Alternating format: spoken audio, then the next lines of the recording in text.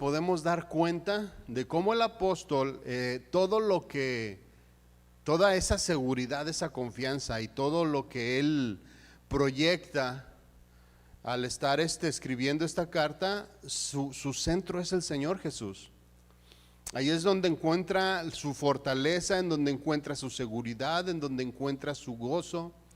Y sí, antes de ya entrar de lleno, quisiera hablar un poquito de esto. Entonces, había preocupación entonces en la iglesia de Filipos por la vida de Pablo.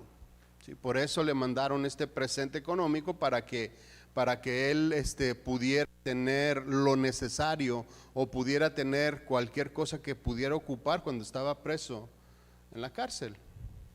Había un cierto vínculo, ¿no?, de parte de la iglesia hacia con el apóstol. Esta iglesia fue la primera que el apóstol fundó en Europa. Fue la primera iglesia que se fundó cuando en su segundo viaje misionero. Entonces había bueno, pues podemos poner cierto cariño, cierto afecto, tanto de parte de Pablo hacia ellos, pero también de parte de la iglesia hacia su persona. Sí, y este afecto lo podemos ver expresado en toda la carta, incluso en los primeros versículos de la carta se ve expresada este cariño mutuo que se tienen, ¿sí? Y que Pablo se los expresa continuamente en la carta. Y no es porque él tuviera un favoritismo por la iglesia, pero bueno, es que fue la primera que se fundó en Europa y había cierto cariño, hacia esa congregación. Pero, bueno, el mismo Pablo en 2 de Corintios 11, 28 dice acerca de sus preocupaciones, acerca de sus angustias y de sus cargas y de sus muchos desvelos, dice ahí, y además otra cosa, lo que sobre mí se agolpa cada día, la preocupación por todas las iglesias. O sea, no es que Pablo tuviera un cierto cariño nada más por una, sino que siempre veía por lo de todas las congregaciones. Pero bueno, podemos ver plasmado en la carta cierto gozo y cierta simpatía, y cada vez que se expresa a ellos lo hace con mucho cariño y con mucho amor. Sí, podemos ver entonces, además del gozo que Pablo trata de transmitir en esta carta, también vemos paz, vemos tranquilidad, vemos agradecimiento, vemos también confianza de parte de él a la voluntad de Dios, incluso aunque él estuviera en prisiones. Cualquiera de nosotros quisiera salir de las prisiones, ¿no? Cualquiera de nosotros dijera, esta no es voluntad de Dios. Cualquiera de nosotros quisiera decir, no, es que ¿cómo va a ser voluntad de Dios que yo esté sufriendo, que yo esté preso, que yo esté en angustia, que yo esté viviendo estas necesidades? Yo soy cristiano y yo amo al Señor. ¿Cómo va a ser voluntad de Dios que yo esté padeciendo toda esta persecución, todo este dolor en mi persona, ¿no? Sin embargo, vemos en la carta cómo el apóstol confía plenamente en lo que Dios está haciendo, sin saber si va a morir, sin saber si va a salir libre, sin saber si van a venir más azotes, sin saber si van a venir más maltratos. Simple y sencillamente está en paz y está tranquilo. Pero todo esto tiene un fundamento. Todo este gozo, toda esta paz, toda esta tranquilidad y esa confianza del apóstol tiene su fundamento. Y su fundamento es Cristo. Por eso es que quería expresar, antes de comenzar esta carta, dejar este fundamento para que cada uno de nosotros pueda entender a plenitud, o que pueda entender más por qué el apóstol estaba tan en paz y tan tranquilo. Todo esto el apóstol lo escribía para que la iglesia tuviera paz, estuviera tranquila con respecto a sus necesidades, porque bueno, le mandaron esta ofrenda para que estuviera mejor, ¿sí? Y el apóstol expresa todo esto para que la iglesia esté bien, para que la iglesia esté en paz, para que la iglesia no se preocupe. Un ejemplo, de esto que trató de hacer. Y ese es el cuidado que vemos de parte del apóstol hacia la iglesia. Un cuidado que nosotros también debemos de adquirir y debemos de practicar. Porque en muchas ocasiones nos dicen, ¿cómo estás? Y no se trata de ocultar si está uno bien o está uno mal, pero se trata de ser sabio cuando uno se expresa. Imagínese si tú le hablas a una persona que estimas, un cristiano, que estimas que la está pasando mal y que sabes que tiene problemas, que sabes que quizá tiene problemas de salud, como ahorita lo estamos orando por José, problemas de salud, problemas de económicos o problemas en casa, pueden ser con los hijos, pueden ser en el matrimonio, pueden ser en el trabajo, problemas de tantas índoles, ¿no?, que podemos nosotros tener. Y hablamos, y porque existe esa preocupación, ¿no?, y decimos, ¿cómo estás? Para saber cómo está la familia, ¿no?, cómo está aquella persona. Y podemos nosotros tener dos reacciones, y yo creo que esto nos ha pasado a cualquiera. Una reacción puede ser quejas, frustración, tristeza, cosas negativas, y decir, es que ya no puedo más, es que ya no puedo con esta situación, es que la estoy pasando muy mal, es que,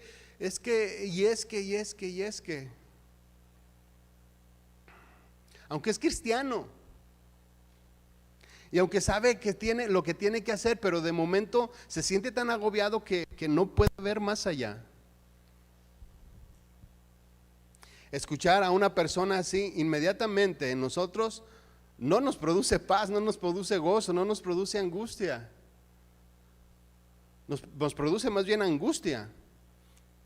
Nos produce intranquilidad. Nos deja angustiados, nos deja preocupados.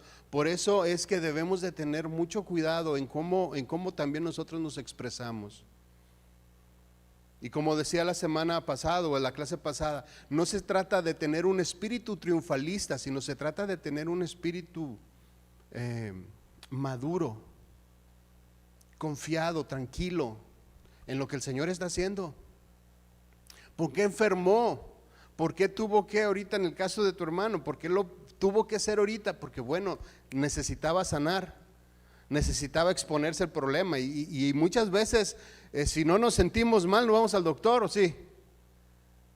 ¿Quién es así como relojito hace sus visitas periódicamente cada vez que las necesita? Muy pocos. Casi todos corremos al médico cuando algo nos duele y necesitamos ser atendidos. Entonces la otra reacción, no, como repito, no se trata de ser triunfalista, pero sí con las cosas que decimos puede traer paz, puede traer confianza, puede traer tranquilidad a la vida de cada uno de nosotros. ¿Cómo estás? Me duele, pero estoy bien. Preocupado, pero a la vez siento tranquilidad de parte de Dios. Tengo mucha necesidad, pero yo sé que Dios tiene control de nuestra vida. Tengo muchas cosas en las cuales para cual ponerme triste, pero mi Señor es suficiente. ¿Sí se fija qué diferente? Y pueden ser las mismas situaciones. Y repito, dos personas que conocen del Señor. Nada más que a veces nosotros, aunque conocemos lo que tenemos que hacer y lo que dice la Biblia, en muchas ocasiones no nos da para ver más allá. En una ocasión platicábamos con alguien, una persona cristiana de muchos años, servidora de muchos años, con mucho conocimiento de la palabra, me dice, sé lo que me estás diciendo, pero no sé cómo ponerlo en práctica. No sé cómo empezar. Me sé de memoria los versículos que me estás citando, pero no sé cómo comenzar a darle el primer paso. Sucede. A veces perdemos de vista la centralidad que debemos de tener en el Señor. Entonces, ¿cuál es la pieza faltante entre una respuesta y la otra? Precisamente esta, que debemos de tener al Señor en el centro de nuestra vida, en el primer lugar, en nuestra primera opción, nuestra primera ancla. Nuestra seguridad debe de estar puesta en Él. ¿Por qué nos sentimos entonces nosotros muchas veces temerosos de muchas cosas? Porque pues hemos dejado al Señor. Hemos dejado de confiar plenamente, lo hemos hecho a un lado. O sea, sí soy cristiano, sí soy creyente, sí entiendo la Biblia, pero yo necesito hacer estas cosas. Una manera muy fácil de perder la centralidad en el Señor es cuando nosotros comenzamos a decidir. Y eso lo hacemos cada uno de nosotros. Comenzamos a decidir en todos los aspectos de nuestra vida y no incluimos al Señor en esos aspectos. El Señor, mis hermanos, tiene que ser el centro de todo.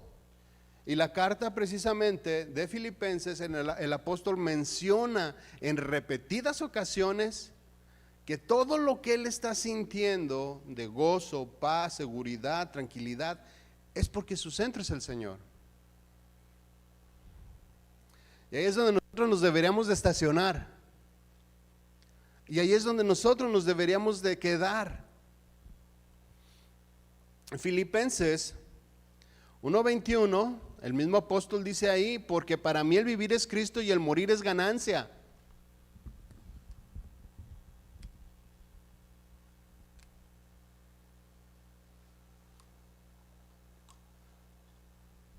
Porque para mí el vivir es Cristo y el morir ganancia. O sea lo que venga, sea lo que sea, pase lo que pase, sea como el Señor quiera hacer las cosas en mi vida, va a ser lo mejor que me pueda suceder.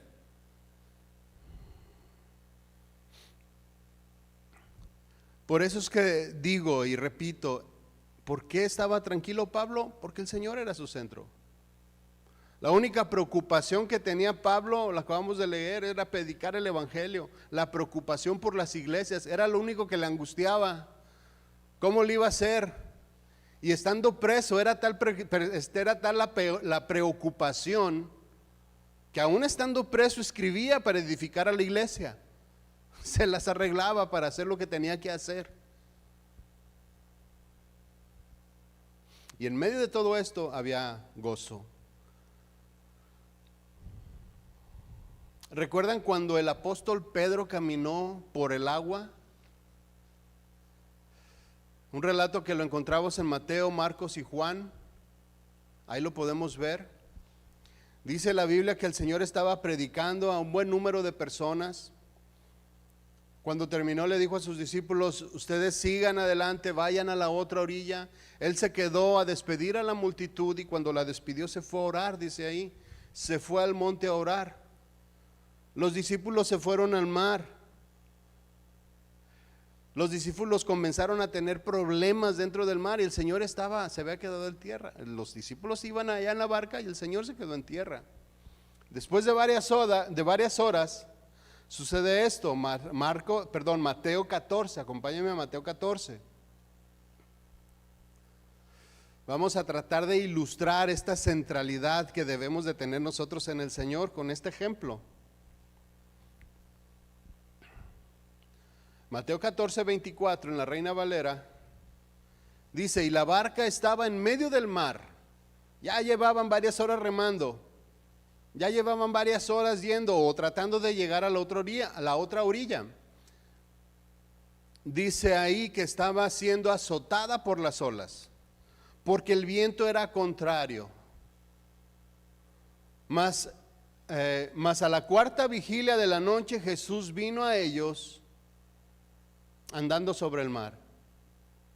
Entonces, imagínense esta situación, o ¿cómo decirlo? Pues este entorno que estaban viviendo ahí los discípulos.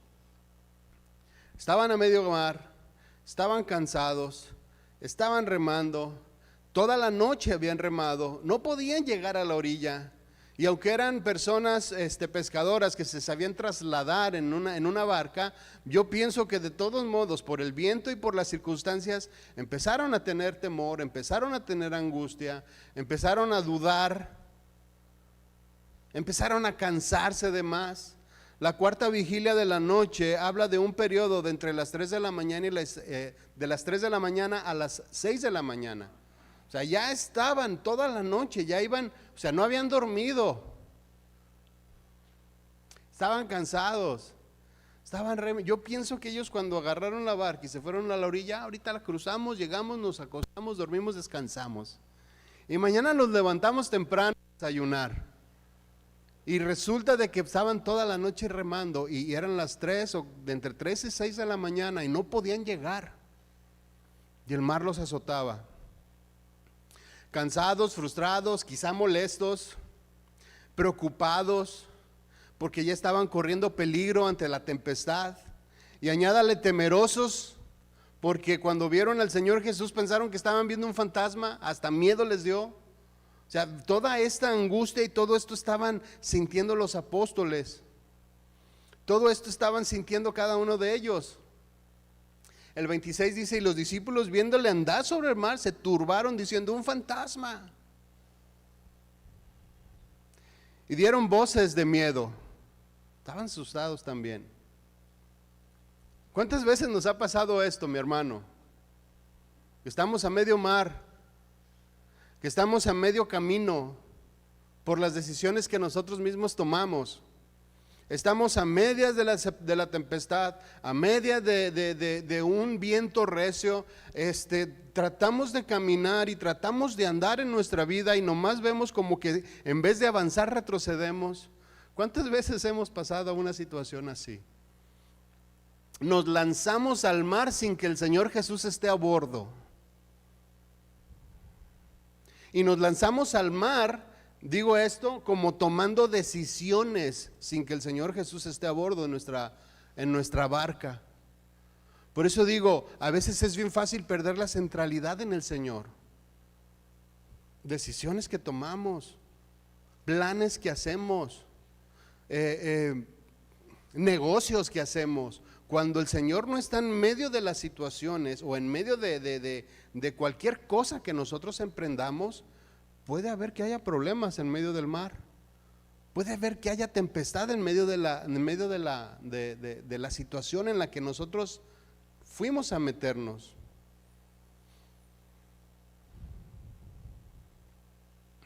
¿Qué decisiones son las que a veces dejamos nosotros al Señor fuera? Bueno, mis hermanos, pueden ser muchas.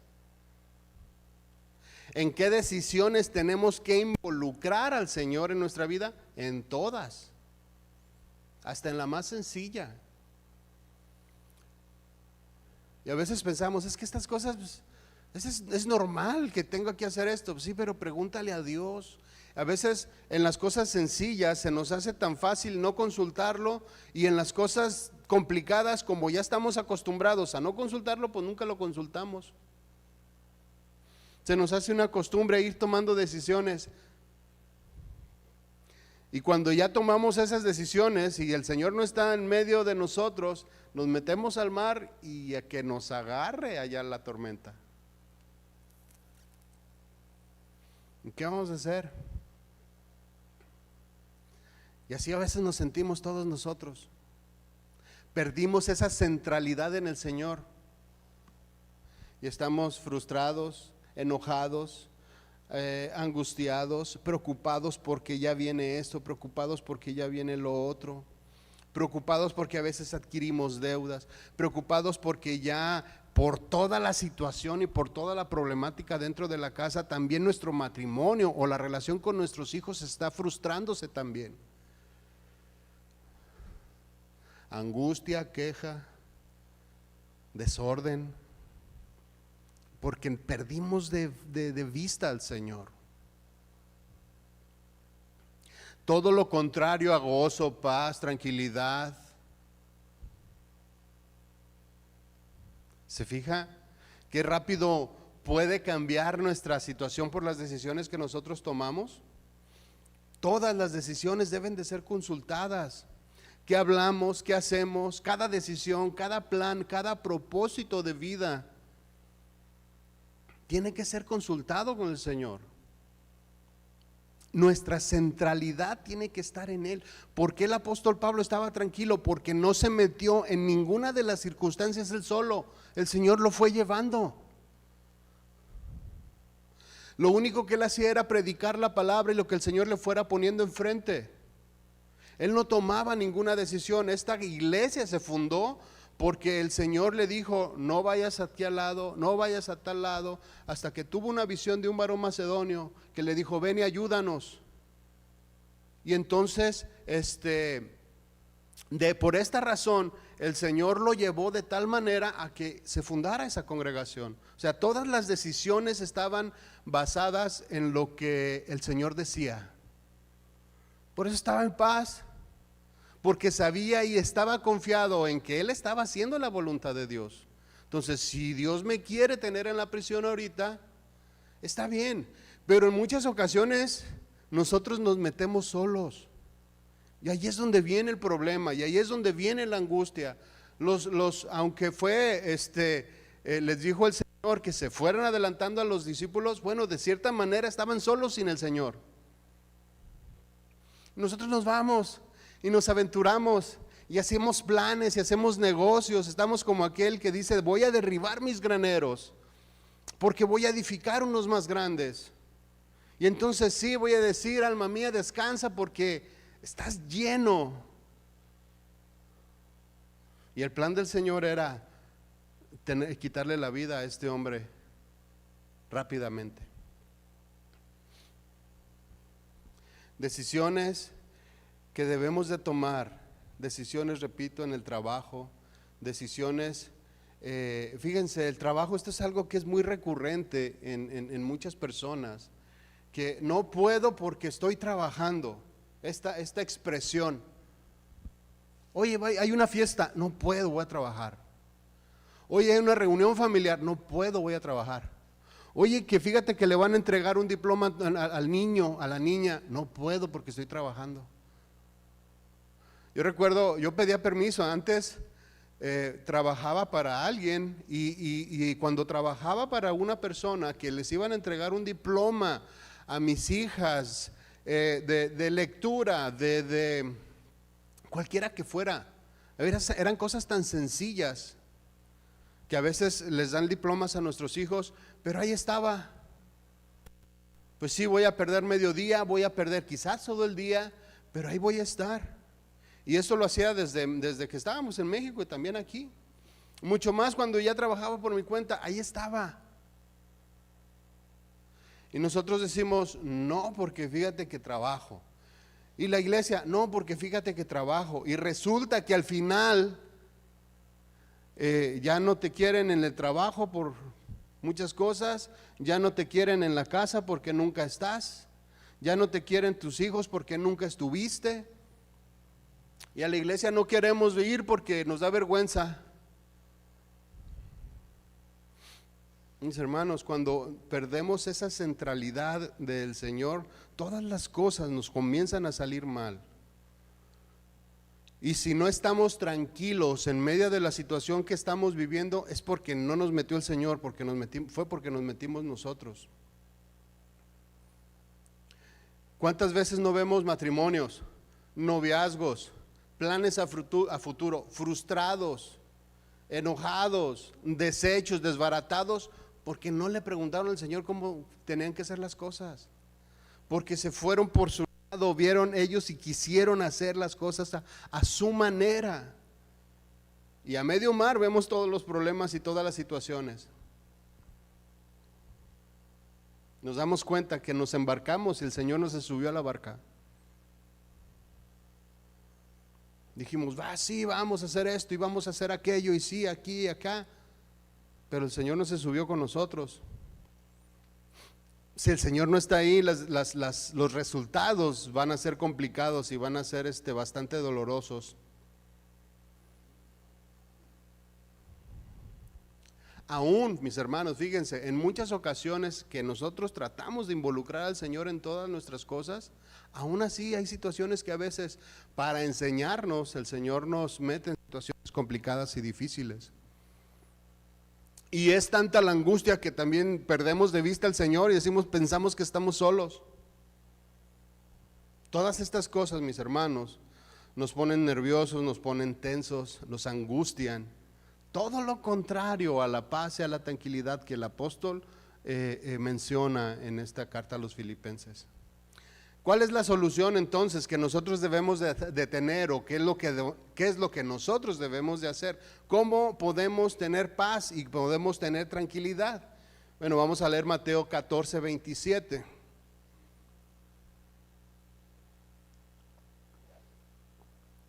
Dice ahí, en medio de esta angustia, en medio de este temor, en medio de esta situación complicada, dice ahí, pero enseguida Jesús habló. Entró la palabra del Señor. Enseguida el Señor habló en tu vida, en mi vida. Enseguida el Señor habla y dice, hey, aquí estoy. Nada más regresa conmigo. Toma en cuenta lo que te estoy diciendo. Jesús habló. ¿Qué es lo que nos va a regresar a tener esa paz, esa tranquilidad? La palabra del Señor. Dice, pero enseguida Jesús habló diciendo, tened ánimo, yo soy, no temas, aquí estoy. Aunque estés en medio del mar y te hayas metido en tantas situaciones, aquí estoy. La paz y la tranquilidad vuelve cuando el Señor Jesucristo es el centro de nuestra vida. Y ese es el tema de la carta, un tema recurrente que continuamente vamos a estar viendo. Y de cierta manera el énfasis de tocar este tema era para que podamos entender a plenitud lo que el apóstol está hablando y está diciendo y lo que está sintiendo. La centralidad de Jesús en todas las áreas de nuestra vida son las que van a traer paz, las que van a traer ese gozo, las que van a traer esa tranquilidad en la vida de cada uno de nosotros. Nada más. No la va a traer ni la salud, no la va a traer ni el dinero, no la va a traer ni que estemos libres de presiones. La única paz y tranquilidad perdurable es la que el Señor puede dar. Proverbios 3, 5, en palabra de Dios para todos dice, confía en el Señor totalmente, no en tu propia sabiduría.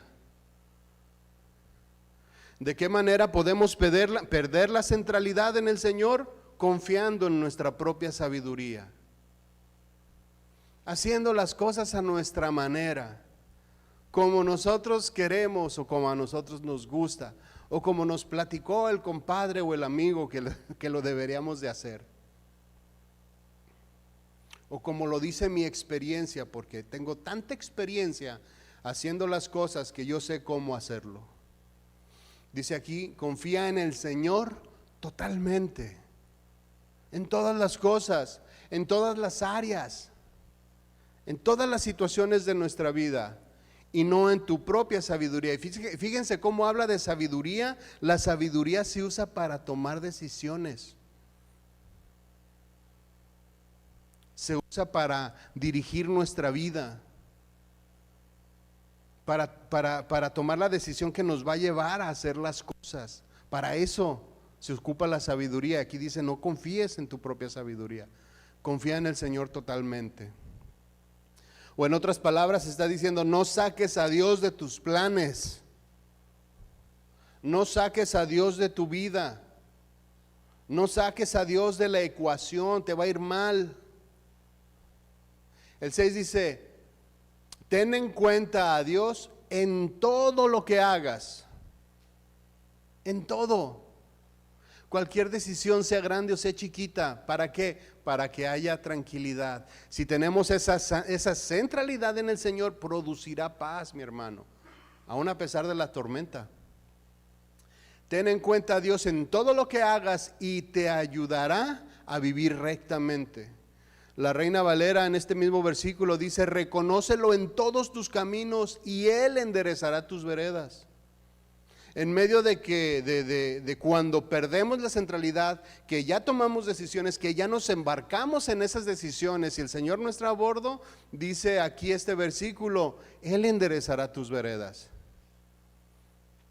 Él tiene la capacidad de abrir nuestra mente para saber qué hacer,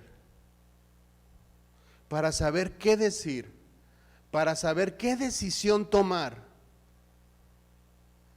Y generalmente son decisiones que van en contra de nuestro razonamiento.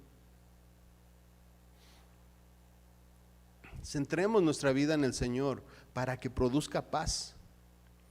No una vida perfecta, no es una vida sin problemas, no es una vida sin necesidades, porque puede haber muchas aún siendo cristianos, pero sí es una vida que reina la paz reina la paz y la tranquilidad, en donde reina el gozo, repito, porque el Señor es el centro, porque el Señor es la fuente, porque el Señor es el que da la energía para que la paz y el gozo se puedan producir. Regresemos a la historia de la barca. Mateo, ¿qué era? 14, ahora vamos a leer el 28. Dice: entonces le respondió Pedro y le dijo: Señor, si eres tú, manda que yo vaya a ti sobre las aguas. Y él dijo: ven. Y descendió Pedro de la barca y andaba sobre las aguas para ir con el Señor Jesús. Fíjense esto: cuando Pedro bajó de la barca, las condiciones de clima no cambiaron. Si estamos en eso, ¿no? O sea, cuando puso un pie abajo, no se resolvieron las cosas, no se resolvieron los problemas, no se resolvieron las angustias, no se resolvieron las situaciones complicadas. El clima y las condiciones del clima eran las mismas, pero Pedro estaba viendo al Señor y se bajó de la barca y comenzó a caminar en ella. La tempestad siguió su curso. Todas las necesidades que giran a nuestro alrededor, mis hermanos, ahí están para ser enfrentadas, para caminar en medio de ellas, si nuestra centralidad es el Señor. Seguía haciendo viento y las olas seguían golpeando a la barca. Seguramente cuando Pedro se bajó, no era como que se bajó de un carro estacionado y se bajó a un suelo sólido. Seguramente la barca andaba dando vueltas cuando él pisó el agua. La tempestad estaba ahí. ¿Por qué no cambió todo, Dios? ¿Por qué, si ya decidimos ir con el Señor y lo estamos viendo de frente, por qué no cambia nuestra vida?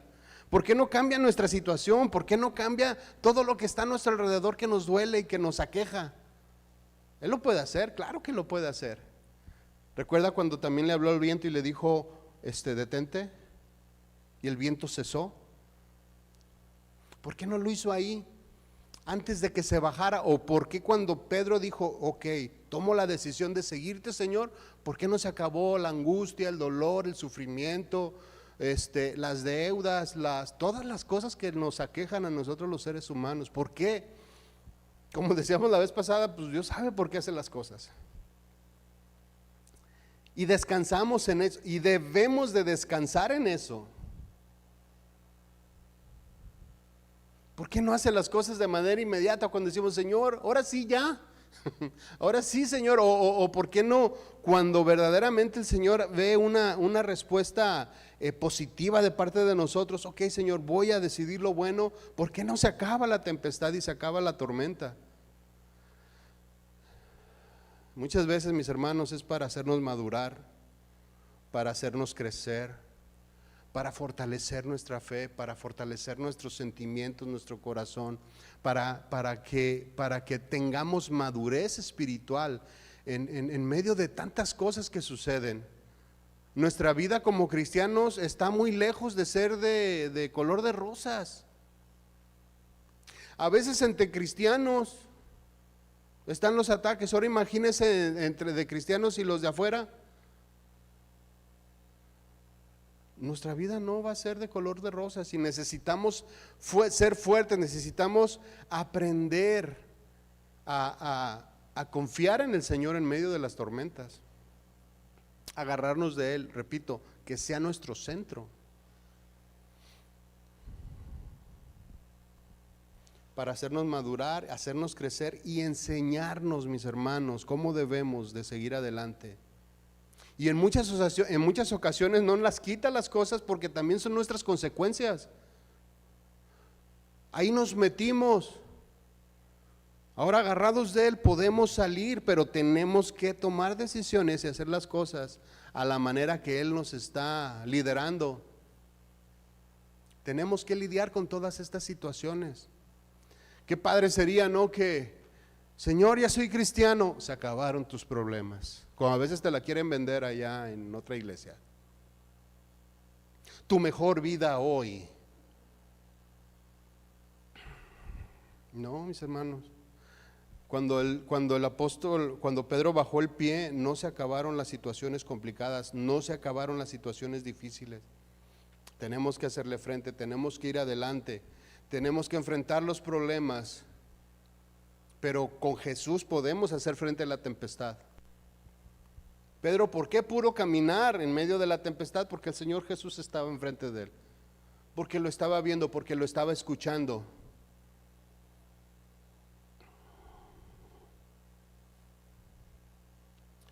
Si las condiciones de la tempestad estaban mal o no habían cambiado, no eran favorables, ¿por qué Pedro no tuvo miedo?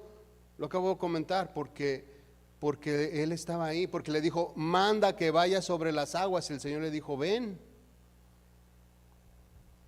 Atendió a la voz, escuchó su palabra, eso le trajo tranquilidad, eso le trajo esperanza, eso le trajo paz, eso le trajo confianza. Aún a pesar que estuviera en medio de la tormenta. Pero cuando nos descuidamos, cuando lo perdemos de vista, cuando nuestro centro no es Él, vuelve otra vez la situación. Dice el 30, pero al ver el fuerte viento tuvo miedo.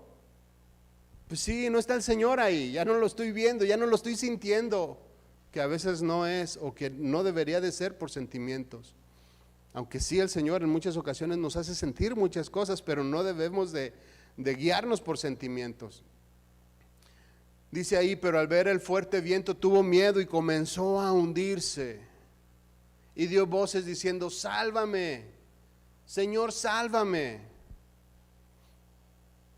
Cuando nos descuidamos, mis hermanos, cuando perdemos el centro del Señor en nuestra vida, nos comenzamos a hundir en las decisiones que nosotros tomamos.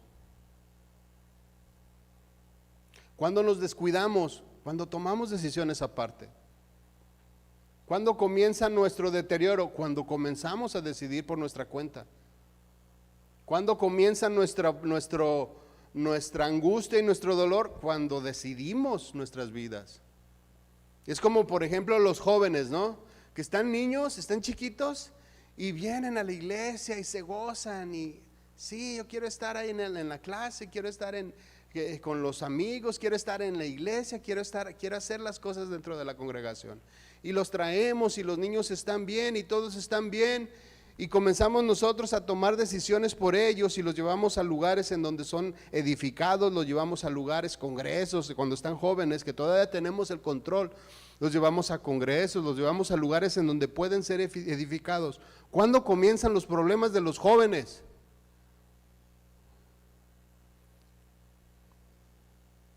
No digo, cuando toman decisiones, cuando comienzan a tomar decisiones, cuando ya papá y mamá ya no pueden hacer, no tienen injerencia en sus decisiones. Y si esas decisiones que nuestros jóvenes toman están fundamentadas fuera de la palabra, van a tener problemas. Cuando nos apartamos de Dios, cuando perdemos el centro, las cosas salen mal. Y nos comenzamos a hundir. Mateo 14:31, seguimos en la historia. Al momento Jesús extendió la mano, asió de él y le dijo, hombre de poca fe. Y eso es lo que nos falta a muchos de nosotros, mis hermanos, para poder tener esa centralidad en el Señor Jesús, es hacer crecer nuestra fe, tener más fe, tener más confianza. Le dice, hombre de poca fe, ¿por qué dudaste? Cuando ellos subieron a la barca, se calmó la tempestad. Hasta que el Señor estuvo a bordo, hasta que el Señor tomó control de la situación, se calmó la tempestad. ¿Por qué no se calmó antes la tormenta? ¿Lo pudo hacer? Sí. ¿Por qué no por qué tiene que hacernos pasar por todas estas cosas? Ocupamos esto. Necesitamos vivir cada cosa que nos pasa para poder entender y madurar. ¿Por qué se calmó la tempestad hasta que Él se subió a la barca? Pues Él sabe lo que hace. Él tiene el tiempo, Él conoce nuestro futuro, Él conoce cómo tratarnos, Él conoce cómo llevarnos. Por eso, si estamos o creemos en el Señor Jesús y si confiamos plenamente en Él, deberíamos de estar tranquilos. 33 dice: entonces los que estaban en la barca vinieron y le adoraron diciendo: verdaderamente eres el Hijo de Dios. Este Pedro que dudó, este Pedro que tuvo miedo, que se vio agobiado por la tempestad, que se vio agobiado por lo que estaba sucediendo, por las cosas que le agolpaban, esto le hizo crecer y lo hizo madurar y lo hizo confiar más y lo hizo agarrarse de Él. Y después, más adelante, este mismo Pedro dio una respuesta diferente. En Hechos 4 dice que Pedro y Juan fueron llevados ante el concilio por haber predicado la palabra. Fueron apresados por los mismos que mataron al Señor Jesús. Pero ya no había miedo, ya no había temor, ya no había angustia, ya no negó al maestro. Ese Pedro que tenía todas estas dudas y estas angustias o dudas y miedos, ahora podía predicar la palabra sin temor, con denuedo, con autoridad, con seguridad. Y dice ahí en esta porción de la escritura que se convirtieron aproximadamente 5,000 personas, sin contar mujeres y niños. Pedro era una persona totalmente diferente. Todas aquellas cosas que le pasaron, todas aquellas circunstancias que lo hicieron temeroso y que lo hicieron dudar muchas veces del Señor, ahora lo habían hecho madurar. Se pudo dar cuenta que al final el Señor siempre estaba ahí y pudo descansar en Él. Hechos 4:8 dice: entonces Pedro, lleno del Espíritu Santo, cuando estaba preso y estaba ante el concilio, pasó esto. Entonces Pedro, lleno del Espíritu Santo, les dijo: gobernantes del pueblo y ancianos de Israel, puesto que hoy se nos interroga acerca del beneficio hecho a un hombre enfermo, habían sanado a una persona. Dice, de manera que éste haya sido sanado, sea notoria a vosotros, a todos vosotros y a todo el pueblo de Israel, que en el nombre de Jesucristo de Nazaret, a quien vosotros crucificaste y a quien Dios resucitó de los muertos, por él este hombre está en vuestra presencia sano. ¿Se fija? Sin temor, tranquilo, aún sabiendo que los que estaban apresándolo eran los mismos que habían matado al Señor Jesús. O sea que estaban corriendo el mismo riesgo, pero no por eso pararon. Aquel hombre asustado, temeroso, hoy tomaba las riendas y hoy podía hablar con denuedo y no tenía miedo de ser apresado y de ser muerto, que después sucedió, ¿no? Pero todo lo que había pasado lo había hecho madurar. Mis hermanos, nada de nuestra vida está echado a la basura. Todas las cosas nos pueden ayudar para bien. Todas las cosas a las cuales nosotros nos hemos metido, tenemos que aprender de ellas. Si volvemos a cometer los mismos errores, bueno, entonces quiere decir que necesitamos otra vez repetir la lección. Él mismo dice: este Jesús es la piedra reprobada por vosotros los edificadores, la cual ha venido a ser cabeza del ángulo, la piedra principal. En ninguno otro hay salvación, porque no hay otro hombre bajo el cielo dado a los hombres en que podamos ser salvos.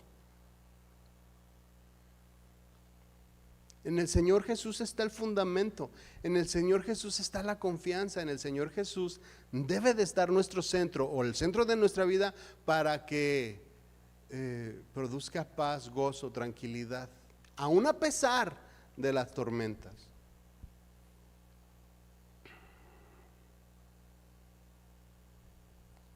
El apóstol Pablo hablaba de esta centralidad, y no solo con los filipenses, sino en toda su vida ministerial.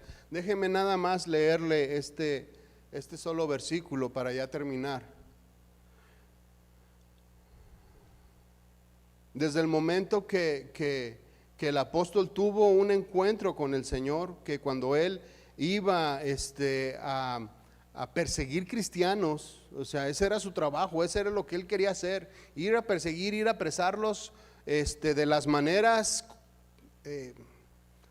utilizaba la manera necesaria para aprenderlos. Si moría en el proceso, pues ni modo, se murió, pero él iba tras de ellos. Y cuando usted conoce la historia, cuando él es tumbado del caballo, que se cae, y en el momento el Señor, déjeme buscar, el momento el Señor le dice, Pablo cae del caballo y dice el versículo, déjeme ver, Hechos 9:5, Hechos 9:5, ahí viene esta historia. Le dijo: ¿quién eres, Señor? Cuando estaba allá, cuando ya lo había tumbado, Pablo le dice: ¿quién eres, Señor?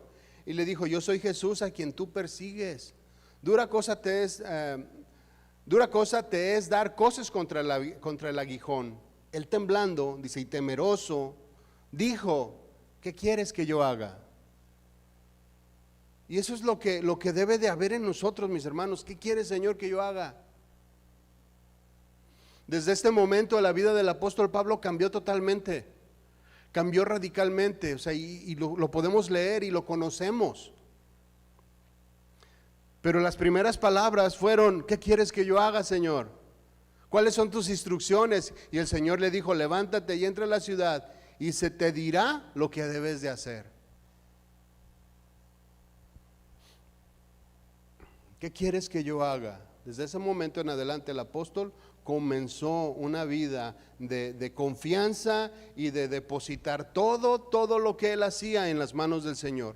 Dejó de gobernar él, dice Gálatas 2:20, palabra de Dios para todos. Dice: ahora ya no vivo yo, sino Cristo vive en mí. Esta expresión nos habla de que el que gobernaba era el Señor, no él. No gobernamos, o no debemos de gobernar nosotros en nuestra vida diaria, debe de gobernar él. ¿Qué quieres que yo haga? En la mañana temprano en la mañana, dile: Señor, ¿qué quieres que yo haga? Me platica mi esposa que diario en la mañana que se va al trabajo, le dice: Señor, úsame esta mañana con quien tú quieras. Y en ocasiones les pone a personas afables, en ocasiones les pone personas complicadas, en ocasiones son personas difíciles de tratar, en unas ocasiones son hombres, en otras cosas son mujeres, ocasiones son mujeres grandes, en ocasiones son jovencitos.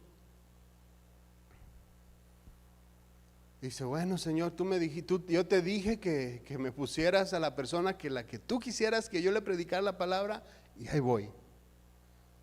¿Qué quieres que yo haga? Mañana en la mañana, pregúntale al Señor: ¿qué quieres que yo haga, Señor? El Señor te va a decir. No se va a quedar callado, te lo aseguro. Y te va a comenzar a mencionar tantas cosas que debemos de hacer en nuestra vida, tantos cambios que deben de existir en nuestra vida diaria. Señor no se va a quedar callado. Dice el apóstol Pablo: Gálatas, en la segunda parte de Gálatas 2:20 dice: y mientras vivo en este cuerpo, vivo por la fe en el Hijo de Dios, quien me amó y entregó su vida para salvarme.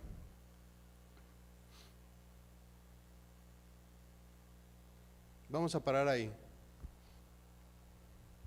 ¿Qué quieres que yo haga, Señor?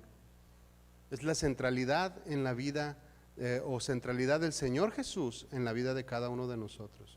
Y ese es el tema, repito, recurrente y el fundamento de todo el gozo, de todo el ánimo, la paz, la tranquilidad que el apóstol estaba viviendo, aún estando preso en Roma.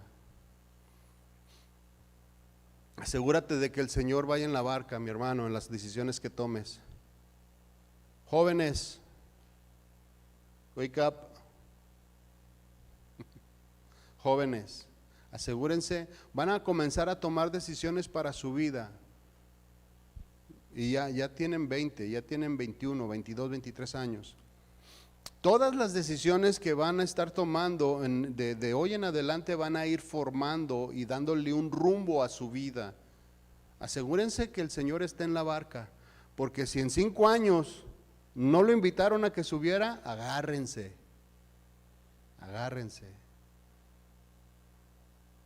Porque seguramente las cosas no les van a salir como ustedes pensaban. Así que mejor el día de mañana, tanto jóvenes, adultos y uno que otro viejito por aquí, ay, sí. Digámosle al Señor: Señor, ¿qué quieres que yo haga? Amén. Vamos a orar. Señor, te damos gracias en el nombre de Jesús. Gracias porque tú tienes control de nuestra vida, Señor. Tú eres el gozo de nuestra salvación. Tú eres la persona, Señor, que puede producir en nosotros paz, tranquilidad y seguridad. En ti podemos descansar, en ti podemos confiar, Señor, porque tú siempre harás lo que es mejor para nosotros. Señor, tú nos conoces lo íntimo de nuestro corazón y sabes cómo sacar todas las cosas que deben de salir de nuestra vida. Señor, ayúdanos a entenderte, ayúdanos a discernir, Señor, todo lo que tú quieres hacer en nosotros, Señor, para que el día de mañana, Señor, podamos estar centrados en ti, Señor. Y así como el apóstol Pablo y el apóstol Pedro tenían esa seguridad, Señor, de que todo lo que tú hacías y en todas las situaciones en las que tú los metías, Señor, eran productos, Señor, de un plan perfecto que tú tenías, Señor. Que esa misma confianza exista en nosotros, de que las cosas que tú estás haciendo con nosotros nos van a llevar a la madurez, Señor. Nos van a llevar a la perfección en la fe. Nos van a llevar a tener, Señor, conocimiento y un entendimiento más allá, Señor, del que tenemos ahorita. Ayúdanos, Señor, nos ponemos en tus manos para que tú trabajes en la vida de cada uno de nosotros, Señor, en el nombre de Jesús. Amén. Mis hermanos, entonces ya saben, no haga planes y no diga voy a hacer esto y voy a hacer aquello. Mejor espere y diga: Señor, o sea, yo sé que tengo que ir a trabajar, yo sé que tengo que hacer, tengo mis obligaciones diarias. No le voy a decir: Señor, ¿qué quieres que yo haga? Y me voy a quedar sentado ahí. No, vamos a seguir adelante con nuestras labores, y el Señor a cada uno de nosotros nos dará y nos llevará por los lugares en donde que Él quiera que pasemos. Que Dios le bendiga, mi hermano, y nos vemos aquí el próximo